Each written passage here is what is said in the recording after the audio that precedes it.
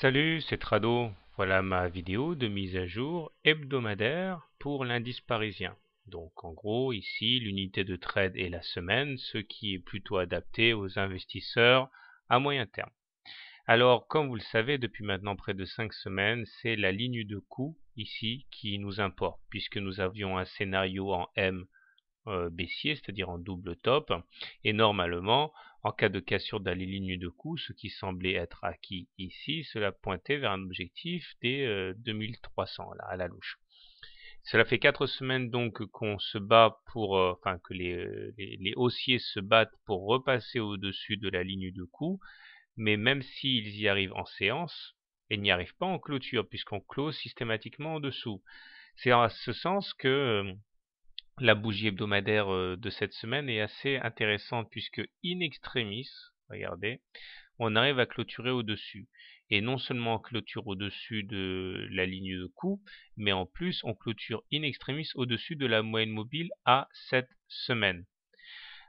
Puisqu'on en est à regarder les signes positifs, eh bien nous avons également le stochastique qui croît son signal à la hausse, le momentum qui commence son ascension vers le nord. Seul le MACD reste clairement négatif sous son signal et n'acte absolument pas la belle bougie de cette semaine. Nous avons également ici une bougie qui quasiment englobe toute la bougie précédente, ou du moins elle en englobe le corps, la partie rouge, ce qui est également dans l'esprit, même si c'est pas une figure parfaite, plutôt haussier. Donc là, les traders vont être face à un cas de conscience. Plus globalement, nous sommes à l'intérieur encore et toujours de cette vaste fourchette d'Andrews marron, dont la médiane systématiquement attire les cours depuis 5 semaines, et tant que nous nous en serons pas extraits par le haut, aucun espoir de reprise de la hausse à moyen terme n'est envisageable. D'autant que la moyenne mobile à 20 semaines est toujours fortement décroissante et comptons sur elle pour opposer une résistance farouche lors du contact à venir le cas échéant. Alors, comment trader donc le CAC pour cette semaine? Alors, cas de conscience, si vous êtes baissier, si vous avez une opinion baissière sur les indices, je pense que soit vous êtes agressif et vous pouvez commencer ou continuer ou comme vous voulez à trader ces niveaux-là à la baisse en espérant que ce qui s'est passé, c'est-à-dire le débordement in extremis n'est qu'un épiphénomène et que fondamentalement on est toujours confiné sous cette ligne de coût.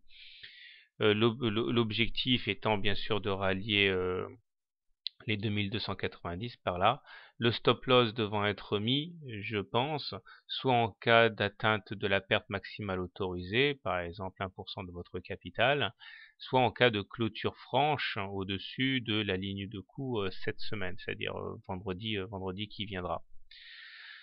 Maintenant, si vous voulez, et c'est plutôt ma préférence, être plus attentiste et être méfiant vis-à-vis des signaux haussiers, je pense qu'il est plus sage d'attendre éventuellement la semaine pour la fin de la semaine pour éventuellement shorter le contact avec la moyenne mobile à 20 semaines. Voilà, ici.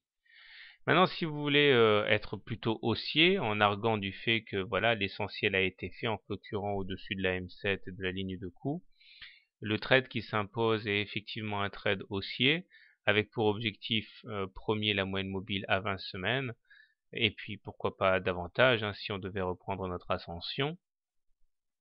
Le stop loss devant être mis, et c'est un petit peu le problème, en cas de clôture en dessous de la moyenne mobile à 7 semaines. Alors, pareil, soit en cas de clôture sous la moyenne mobile à 7 semaines, soit en cas de perte maximale atteinte ou autorisée. Voilà. Donc, en votre âme et conscience, à vous de choisir, comme d'habitude. Moi, j'ai dit que j'allais essayer de shorter, je pense, la moyenne mobile à 20 semaines en cas de résistance à la hausse. Voilà. Bonne semaine, bon trade, et à lundi pour la quotidienne.